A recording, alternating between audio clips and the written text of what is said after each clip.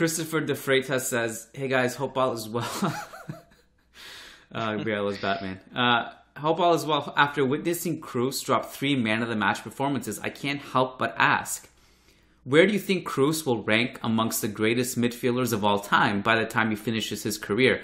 I believe Ohm rightfully pointed out that while Kroos has always been acknowledged as being a world-class player and one of the best midfielders in the world, he still doesn't get the plaudits like other midfielders, which was evident by his exclusion from the Ballon d'Or shortlist despite his sensational 2021.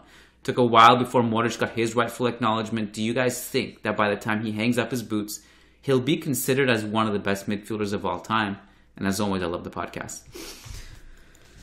Interesting question. I feel like the narrative with Kroos is sometimes dominated by the British market, where he may not be an appealing player for that kind of league and that kind of playing style. So I feel like this has influenced a lot the way the world in general sees Kroos games, which is maybe like he's just a brilliant passer and nothing else. That I feel like he doesn't have the narrative by his side, although I completely agree with Christopher. And in fact, this that I've always liked Kroos more than Modric, although I obviously acknowledge that Modric has also been an historic player for Real Madrid. I've always appreciated the way Kroos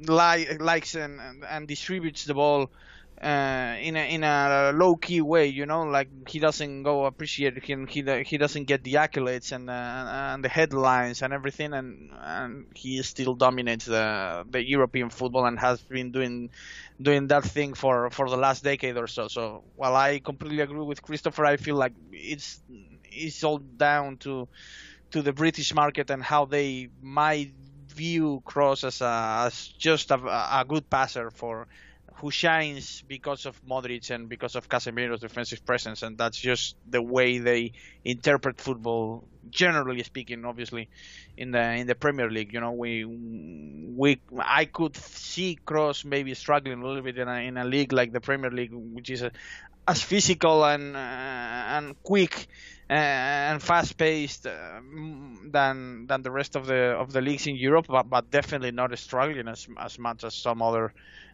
British pundits and analysts think that he would do in the island. So I feel like Kroos is a generational talent for sure, and as big a legend as Modric, whether he might get the accolades or not. I would.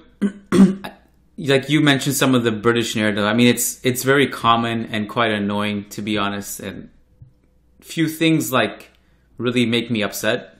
One of the things that really makes my blood boil, and I have to refrain, I almost have to log off, is when you see these football Twitter people, they start calling Kroos a sideways passer. And pass merchant. Pass merchant. He literally is probably, to me, there's the 2 greatest passers in football history are Xavi and Kroos. And I think, like, from just pure, like, vertical passing standpoint, that's literally what he does best. He consistently leads progressive passes to the final third in all of Europe.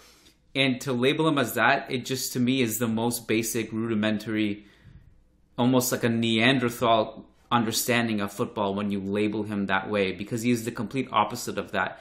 Just because he has a high passing accuracy doesn't mean he's playing easy passes. He's playing progressive passes, playing vertical passes. He's playing passes to the channels. He's doing these insane long diagonal switches over 40 yards that always hit their target. All of his long balls are like 10 for 10, 11 for 11, 14 for 15, 18 for 20. Go look at it every game. He's literally the opposite of that. So to me, and you mentioned the British market, in a weird way, the German, not all, but like, when you see comments from like Hones, like he just hates Kroos. I think it's a personal thing. Every time he says something about Kroos, it's embarrassing too, and he's always wrong about it.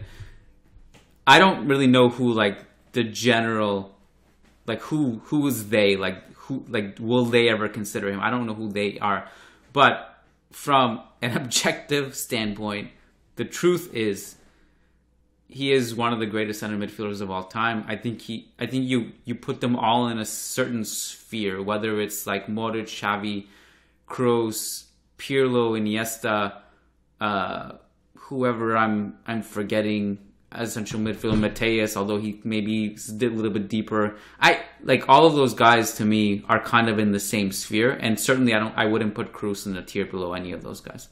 That's just, you know. Yeah, and he definitely belongs like 2 or 3 tiers ahead of players who get and got the recognition like Lampard or Gerrard, for example. And with all due respect to Lampard and Gerrard, they were very exciting to watch and great players for sure.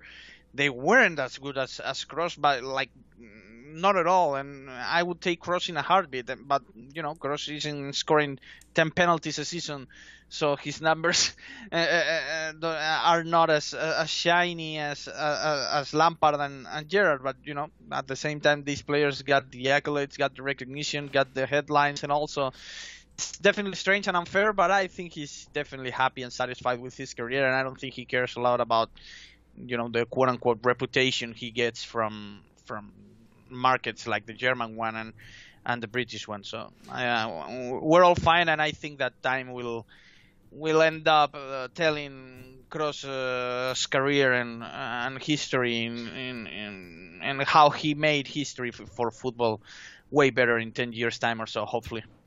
Just as a side note, Lampard was such a freak. Gerrard was too, but Lampard, I just remember if you had him on your fantasy team, like in the mid 2000s, yeah, you would be dominating the league because he's guaranteed goals and assists from midfield. He was just he was incredible to watch at his peak. For sure. For sure.